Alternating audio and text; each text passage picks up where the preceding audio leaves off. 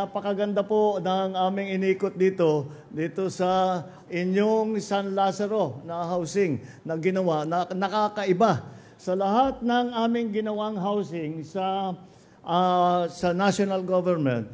Lagi po namin sinasabi, hindi sapat na magtatayo ka lang ng bahay o magbibigay ka lang ng unit. Dahil ang buhay ng tao ay hindi pabahay lamang. Ngayon lang ako nakakita na merong health center sa loob.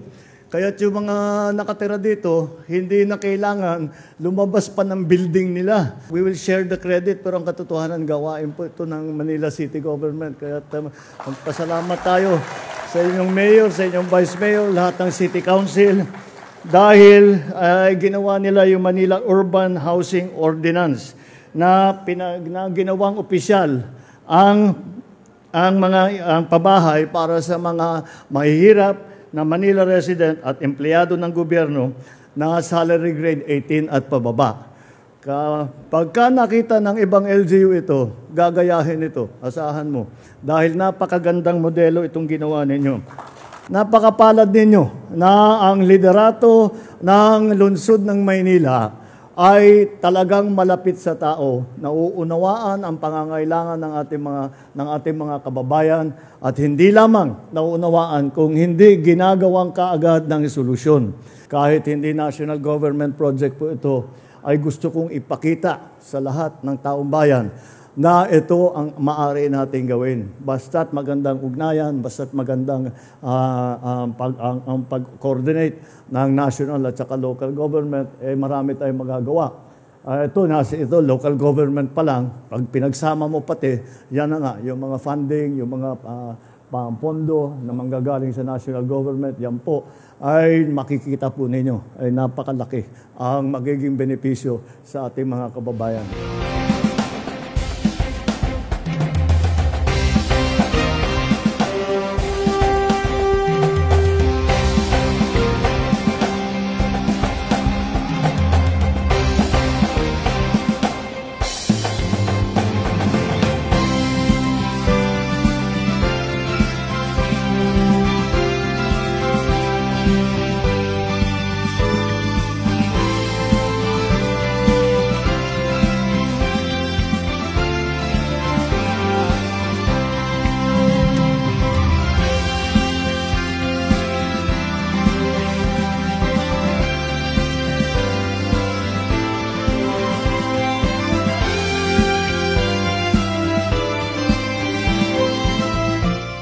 Unang-una po, naiyak po ako kasi hindi ako makapaniwala.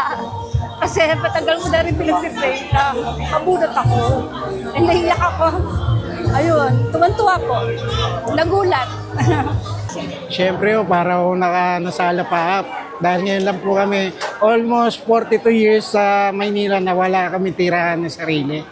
At nagpapasalamat kami kay Yorme dahil nga sa kanya lang kami nagkaroon ng pagkakataon magkaroon ng sariling maisip, ano namin ng bahay namin talaga na maganda, maayos at maliwalas po. Maganda po.